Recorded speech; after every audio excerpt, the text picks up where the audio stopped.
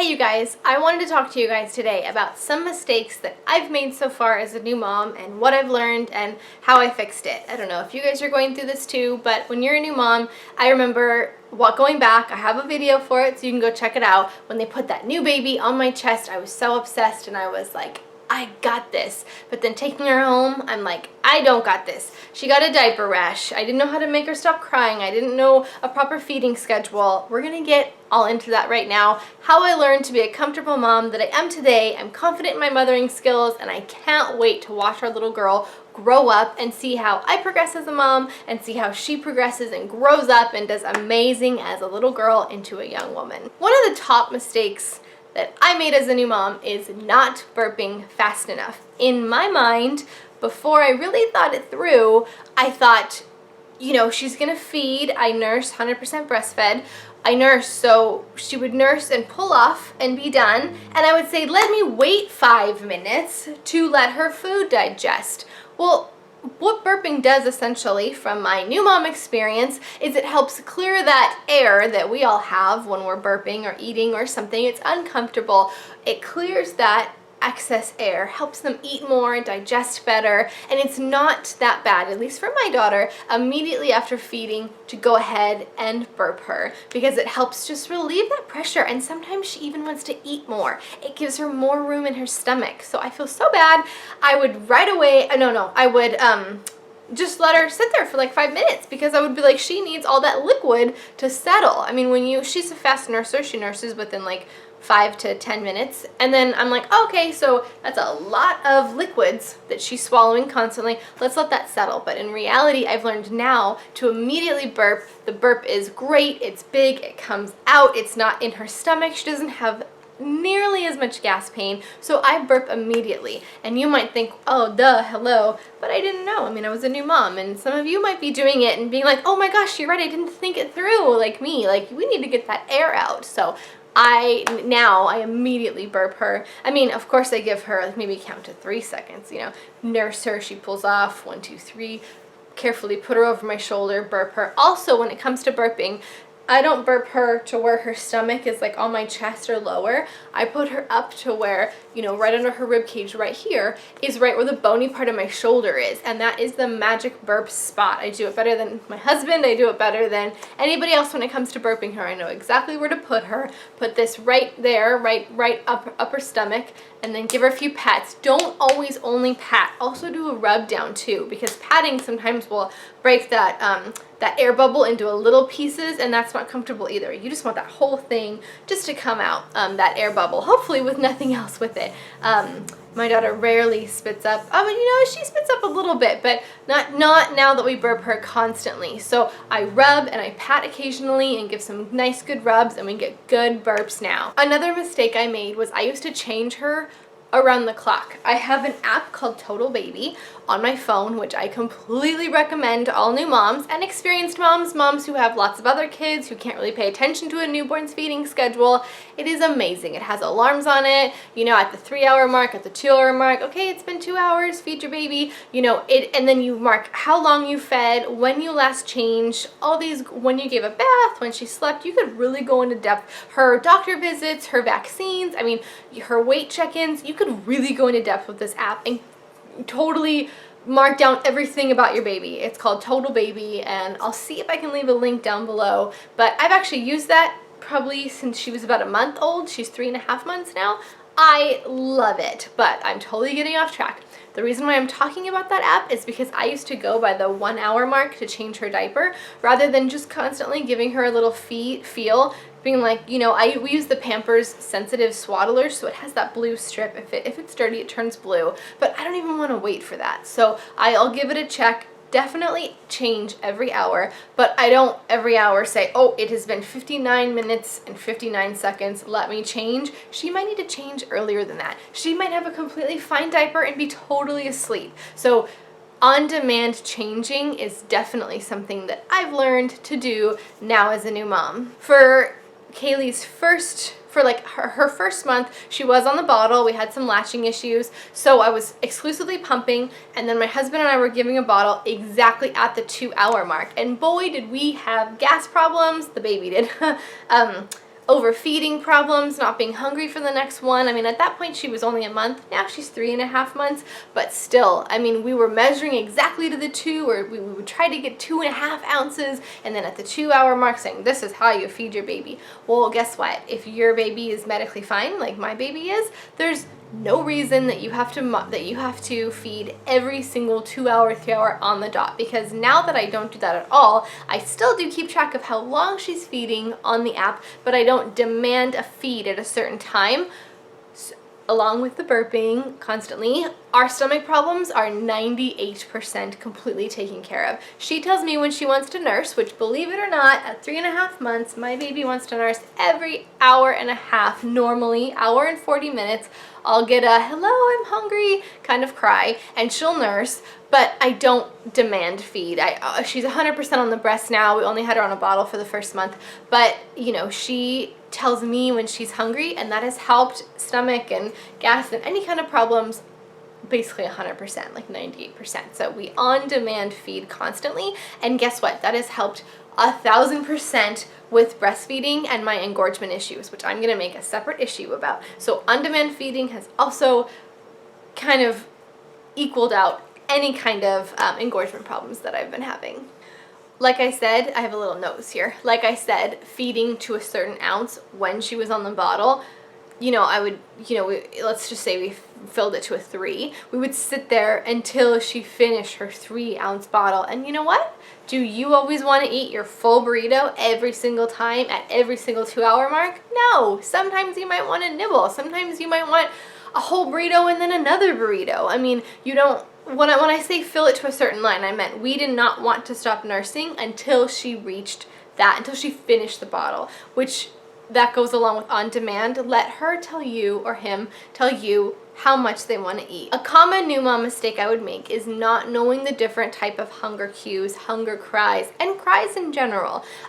Maybe a cry now that I can identify that is a change cry, I would think would be a hunger cry, or, you know, vice versa. Maybe she was hungry and I would change her, or, you know, now she's 3.5 months, she does attention cries, like, hey guys, I'm here, pay attention to me. So definitely understanding your baby's cries. It does take a while. I don't have any advice for it because I don't know how I figured it out. I just, you know, my husband and I spending every single waking moment with her, you just get to know your baby's cries. So my only advice for that is that's going to come with experience. That took me, you know, took us 3.5 months to figure out, but now we're pretty good at recognizing her cries. And when you do, it's this like almost magical language that you guys just equal out together. Like she's essentially telling you, I'm hungry, or, you know, I have a diaper problem, I changed my diaper, or just hold me, I want to hang out with you, man, I've been laying in this crib for, you know, whatever. So learning your baby's cries is learning your baby's language, and you'll get on a whole new level together, and it'll be a great new relationship.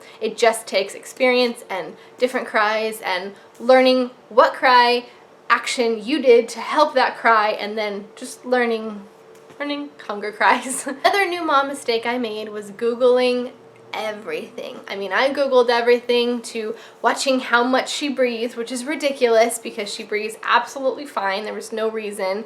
Googling little mark on her skin. I mean, you name it. We have a totally healthy baby. There's no reason to Google everything because there are people out there that love to share, you know, stories that are horrible that might not even be true. That's something else, like, did that really happen, or is that person just trying to scare people, you know, or something where something might happen to a baby, you know, years ago, and that parent is now getting online, and, you know, something where you say, you know, rubbing the eyes, it might be like, oh, my baby had this, this, and this, but you don't know the other health problems that that baby had. So your baby might rub its eyes because it's tired, and you Googled it, and now all of a sudden you're at the doctor's office 3 times a week because, oh, I heard it's this, I heard it's that, I heard it's that. You know, do your research, 100% do your research. I'm all for doing your research. I'm not a doctor. I don't know what's wrong with whatever you're Googling, but if it's not that big of a deal, read the comments also that say, this was only because he or she was tired. This was only because of this, you know. Just use your common sense and use your mom intuition. It's okay to Google things, but don't let it ruin your life, and understand you don't know the backstory behind those kids. You don't know what caused, you know, this, that, or whatever. That might be something totally simple and totally fine with your baby. Another way to check your sources if you're Googling something that could be super minor is, would you be able to cite that website on a college research paper? And being a college graduate not too long ago, I love that check. You know, am I reading something off of a thread post where none of these people are doctors, and some of them might be a bad place in their life, or some of them might over exaggerate, and they're just people who just say things. Is this from a .gov, a .org? Is this from some reputable site? Can you cite this site on a college research paper? And if you can, then maybe call your doctor about it. You know, the call's up to you. You're the mom. You know your kid best. But I'm just saying, before you freak out, a new mom mistake I would do would be to like, oh my goodness, what's this, and this? No. Is this from a proper researched site? A mistake I did with breastfeeding that I'll make a whole different video for is not pumping enough. You are exhausted as a new mom. You are beyond exhausted to where you are like, you will do anything for 20 minutes of sleep. Now, your baby's not up all 20 minutes. In fact, what's ironic is newborns sleep all the time, but there's other things that just ironically just keep you up when you're a new mom. So being the first month that we had Kaylee, I was pumping exclusively and giving her breastfed milk in a pump. I can talk about the pumping life and how it is crucial to keep up your pumping schedule, because it does make your breast milk intake fluctuate and go from lots of breast milk to none to this to that. I read somewhere, but don't quote me, you shouldn't go more than 7 or 9 hours without pumping or feeding, just to keep up your supply if you are breastfeeding or currently pumping. So the reason why I was talking about sleep was because there would be so many nights where my husband, since she was on a bottle the first month, now she's 100% breastfed at 3.5 months. At 3.5 months, my husband would be able to take some night shifts over. He would do like the 2, 4, 6 a.m., whatever, whenever the newborn needed a bottle, he would take it over. And so it would be really, really easy for me to just sleep through for as long as possible without pumping. Luckily, I don't have any production issues. In fact, I'll be making a breastfeeding video about how I have an overproduction. But that doesn't mean that that's not something I didn't learn from my lactation consultant, who taught me keep up a schedule. I think she said every 4 hours if you can, but I don't have to pump that often anymore, but I'll make a whole different video about that. But keep up a feeding schedule. Remember, feed on demand, but still kind of watch it. And keep up a pumping schedule if you are pumping. Something that I really didn't do that often, which I try to do now every single day, is continue to take my prenatal vitamins. My midwife still told me, keep taking your prenatal vitamins when you're breastfeeding, and man, are those things magic, because they give me energy, they make me feel good, they make me want to eat more, because when I'm breastfeeding and just super busy with a 3.5-month-old, very active, healthy baby, I sometimes skip lunch and skip dinner, or skip some kind of important meal, and that's not helping my production at all. So definitely taking my prenatals is another reminder, helps my body feel good and helps inspire me to take better care of myself. Also, as a new mom, when Kaylee was a newborn, I was not taking care of myself at all, in the sense that I maybe would pee once a day. I would not put on any makeup. I would be in sweats. I didn't film any videos, anything. I just wasn't me. I was 100% Kaylee, which is completely fine in the sense of taking care of your child, but you're gonna just get so overwhelmed with baby things that you need 20 minutes, may it be while she's taking her morning nap, her evening nap, to maybe put some makeup on, go enjoy a longer shower, go take a bubble bath. I know what it's like. I have a 100% breastfeeding baby, breastfed baby, who likes to nurse every hour and a half. I know what it's like to have literally 20 minutes to yourself, but when I have that time, I have my husband watch her, I have, my mother-in-law or my mother help watch her, and then I just do something for me. Last but not least, it's such a cliche and so many people tell you, I'm just going to be another person that tells you I'm a new mom, and maybe it'll help you hear it from a new mom, but sleep when your baby is sleeping. She sleeps till about 6 or 7 a.m.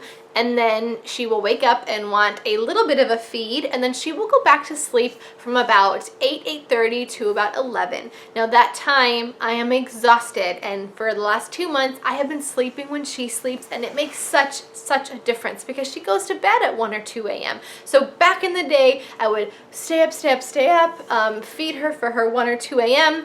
We'd go to sleep until about 6, and then 6 or 7, and then I would use that time to do the housework, do this, do that, but you know what? I need to sleep during that time. I have a co-sleeper, so she's right next to me, and we just go back to sleep together for 2 or 3 hours, and those 2 or 3 hours make such a difference. The last couple of days, she's starting to teeth at 3.5 months, so she wants to chew on everything. She's a little bit more cranky. She wants those extra cuddles. She's just teething and being a 3.5-month-old teething baby. So I haven't gone back to sleep because she's been staying up for that nap, and I can tell you what a difference it makes when you nap when your baby's napping.